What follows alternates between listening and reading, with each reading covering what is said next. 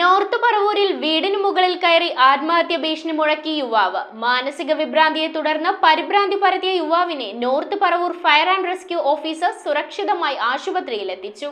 മാനസിക വിഭ്രാന്തിയെ തുടർന്നാണ് 45 വയസ്സുള്ള സുനിൽകുമാർ എന്ന യുവാവ് നന്ദ്യാട്ടുകുന്നത്ത് ഓടുമേന തറവാട് വീടിന് മുകളിൽ കയറി ഓടുകൾ പെറുക്കി നിലത്തെറിയുകയും ആത്മഹത്യ ഭീഷണി മുഴക്കുകയും ചെയ്തത്. ബലക്ഷയം സംഭവിച്ച് അപകടാവസ്ഥയിലായിരുന്ന വീടിന് മുകളിൽ വിവസ്ത്രനായി നിന്നിരുന്ന യുവാവിനെ north Paravur senior fire and rescue officer Baby John, fire and rescue office driver Aneesh Kumar എന്നിവർ ചേർന്ന് അതിസാഹസികമായാണ് രക്ഷപ്പെടുത്തിയത്.